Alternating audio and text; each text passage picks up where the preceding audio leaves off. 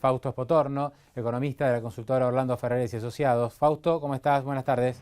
¿Qué tal? ¿Cómo andás, Pablo? Todo muy bien. Fausto, bueno, se conoció el dato del PBI del año pasado, en realidad el estimador mensual de actividad económica, que es lo que más se acerca al Producto Bruto, ¿no? Así es, dio 4,9 para vos lo dijiste recién, para el 2013. Con eso, la clave de eso, yo creo que hoy el dato, la importancia de este dato es el cupón del PBI, como lo mencionabas vos. No creo que sea un dato tan importante en materia de estadística como para decir qué le pasó con la actividad económica el año pasado, porque la verdad es que cualquiera se va a dar cuenta que el año pasado no se sintió como un 5% de crecimiento, ¿Cuál ¿no? fue el crecimiento estimado por las consultoras, como el caso de ustedes que siguen muy de cerca los números? ¿Cuál fue finalmente el dato de crecimiento correspondiente al 2013? El dato fue 3,1%. Y ahí estaba muy centrado casi todo el crecimiento en agro y bancos, que fueron los dos sectores más importantes. Agro sobre todo porque estás comparando contra el 2012, que fue un año de sequía. Entonces el dato del 2013 dio muy alto. Pero esa es la razón por la cual no se sintió tampoco tanto como un 3%, pero 5% definitivamente es muy alto, ¿no? Ahora, para el pago del cupón del PBI, lo relevante es lo que dé el PBI. Y vos sabés que el estimador mensual de actividad económica es el estimador mensual que hace el gobierno sobre el PBI. Así que debería esperarse que el PBI dé muy cerca de 4,9, ¿no? Claro. Hay, Porque hay- hay mucha especulación, Fausto, respecto a la posibilidad de que el gobierno termine modificando la cifra y si el cupón se va a pagar o no se va a pagar, porque lo que hay que destacar es lo siguiente: el 2013 fue el primer año, o sería el primer año, en donde no correspondería pagar el cupón y finalmente se paga. Otros años había sucedido que se pagó el cupón, pero se exageró la cifra de crecimiento. Por ejemplo, se así es. crecía el 4 y daba el 6, y esto daba un pago mayor, pero en todos los años donde se pagó el cupón correspondía pagarlo. Así es. 2013 marcaría una bisagra en ese sentido, porque no corresponde o no correspondería pagar el cupón por un crecimiento menor al 3,2 y sin embargo se está pagando y con creces. Bueno, sí, a ver, el dato nuestro nos dio 3,1. Te voy a ser más preciso, nos dio 3,13. O sea que si vos tuvieras un dato del PBI confiable y te da 3,23, ponele, o 3, que diera el pago, yo te diría, bueno, puede ser porque la diferencia entre pagar y no pagar, de acuerdo a nuestras estadísticas, está dentro del margen de error, ¿no? Eh, Fíjate que la estimación nuestra da muy, muy cerquita a la posibilidad de pago. Pero lo que pasa es que hoy el PBI no es confiable, la medición del PBI. Y ahí es donde te entra la duda. ¿Por qué el gobierno está publicando algo que hay que pagar, ¿no? Eh, yo creo que ese es el punto clave hoy, la confiabilidad en las estadísticas. Si el PBI fuera confiable, bueno, y dijera que hay que pagar, yo te diría, bueno, sí, es posible, porque está dentro del margen de error, pero así no. Ahora, este tema de sobreestimar el crecimiento tiene que ver con la subestimación de la inflación por la manera en que el gobierno mide o que el INDEC mide la evolución del Producto Bruto. Se supone que con un índice de inflación mucho más creíble y que no está subestimado, se dejaría de sobreestimar el crecimiento. ¿Esto es así, Fausto? No, no es así. No. No es así. La Bueno. única variable que se desflacta en el PBI para calcular la realidad es el sector bancario. El resto, todas las variables para estimar el crecimiento del PBI se toman variables de volumen. O sea, yo no mido cuánto valen los autos que produzco, mido cuántos autos produzco, cuántos tornillos, cuántas mesas se sirven en los restaurantes, cuántas camas ocupadas hay en los hoteles. Así se mide el PBI, por cantidad de cosas. Por eso es que el precio no influye. Solamente influye en el sector bancario, donde ahí no hay forma de medir cantidad de depósitos. Lo que me interesa a mí es cuánto es el monto de los depósitos y después le sacas la inflación para medirlo.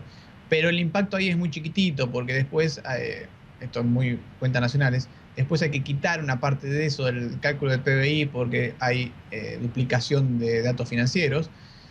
Con lo cual te diría que en realidad el impacto es menor. No, aquí lo que está manejado es mal el PBI, se están midiendo mal la cifra de crecimiento directamente, ¿no? Ujú.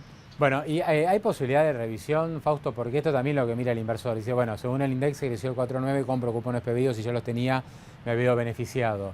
¿Hay alguna posibilidad de que esto sea revisado? Que en los próximos meses hay revisiones periódicas de PBI, Sí. prácticamente durante todo el 2014 referido al 2013, pero los que siguen de cerca también este proceso dicen nunca se dio que la revisión sea tan importante. Bueno, en realidad sí, nunca se dio una corrección tan importante, por un lado. Por otro lado, Iskovich anunció que este año iba a haber un cambio de base del PBI. para lo cual se usaría el censo 2004, tengo entendido, porque una nota que escribió el propio Iskovich y que después publicó el INDEC, para lo cual se usaría el censo 2004, que es el último censo económico que se realizó en Argentina. Yo no sé si eso después lo ajustarán con alguna encuesta, lo que fuera, para llegar a la base de 2013. Pero acá vamos a especular un poquito, cosas que no sabemos. Si se usa el censo 2004, así como viene, para calcular una nueva base, 2004 será, no sé, 2003, se podría corregir todo el PBI del 2004 para acá, ¿no? Ahora, si el gobierno agarra el 2004 y a eso le suma alguna encuesta que realizó, que si la realizó la verdad que no lo sé, para actualizar los datos del 2004 al 2013, ahí resulta más difícil corregir todas las tasas de crecimiento. Pero la verdad es que entre las correcciones que suelen hacerse durante el 2014 para estimar el año 2013, o sea, todas las correcciones que suelen hacerse en el PBI durante el año siguiente, más un cambio de base, te diría que hay chance de una corrección. No sé si es alta la probabilidad, ¿eh? No sé si la probabilidad es alta, porque en general, cuando hubo cambios de base, las correcciones fueron menores en las tasas de crecimiento de los años anteriores, o casi ninguna. En el caso del 93, por ejemplo, nunca se corrigió el crecimiento del 93 que se publicó en ese año, ¿no? Claro, el problema es que pagar el cupón PBI a fin de año son, bueno, más de 2.500 millones de dólares, ¿no? Lo cual el impacto sobre las reservas es muy significativo y representa casi un 10% del stock que queda hoy. Exactamente, exactamente. Pero acá otra vez vuelvo al tema de la confiabilidad de las estadísticas. Si el PBI estuviera bien medido y nunca hubiéramos tenido dudas del PBI y el gobierno decidiera no pagar porque le da 3,1, bueno, el mercado lo tomaría como algo creíble. Ahora, en estas condiciones, casi cualquier salida no es creíble, ¿no? Ponele que el gobierno deje esta cifra de 4,9 y pague el cupón del PBI, diríamos, bueno, esto no es creíble que haya dado esto. Ahora, ponele lo contrario, que el gobierno sale con un 3% de crecimiento al fin y al cabo. Hace una corrección, sale un nuevo índice, sale una nueva base y llegan al 3% de crecimiento. Bueno, también tendrías dudas. Obvio.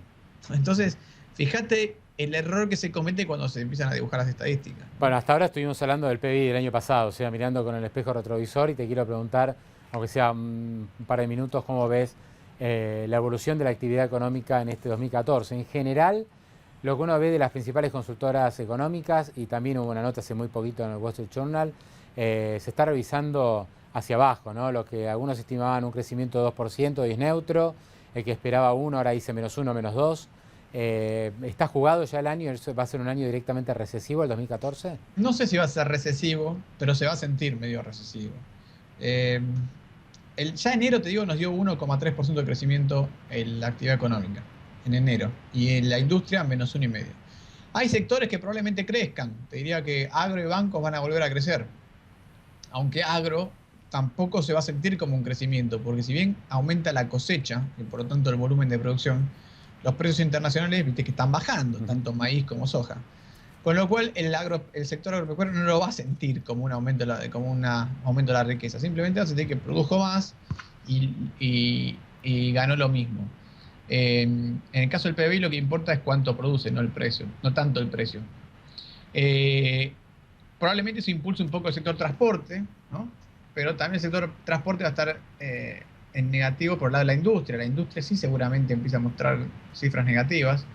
Y te diría que ahí tenés dos sectores que crecen, agro y bancos, dos que seguramente les va a ir mal como industria y comercio. El comercio, vos sabés que está muy afectado últimamente por el salario real, que tiende a ser negativo, y la suba de tasa de interés, ¿no? Sobre todo lo que es bienes durables. Y algunos bienes de consumo también están siendo impactados. Entonces tenés comercio e industria negativo y después el resto de los sectores en neutro, más o menos. Digamos, transporte va a estar beneficiado por el agro, pero perjudicado por la industria. Te diría que hoteles y restaurantes por ahí anda un poquito mejor con la devaluación, sobre todo hoteles, pero hasta ahí. Y así vas a tener, cada sector por sector va a ir viendo construcción probablemente neutro o un poquito negativo. Con lo cual diría que el año posiblemente termine entre 0, nosotros tenemos proyectado 1% de crecimiento, 1,2%, pero ese es el crecimiento poblacional, ¿no? Cuando ya estás tan cerquita de un 0, cada decimal vale, así que no te puedo dar una razón final y es posible que lo bajemos de última. Creo que el outlook en este momento es negativo más que positivo. Ahora, o sea que el mejor escenario es el de un estancamiento. O sea, si la economía se mantiene estancada, nos tenemos que dar por satisfechos. Yo creo que si crece 1% firmemos ahora y listo. Vamos a ver cómo evoluciona esto en los próximos meses, pero hoy la sensación es que hay poquitos sectores que crecen, también hay poquitos sectores que van a caer, pero te diría que hay más posibilidad de que se sumen sectores a la caída a que se sumen sectores al crecimiento.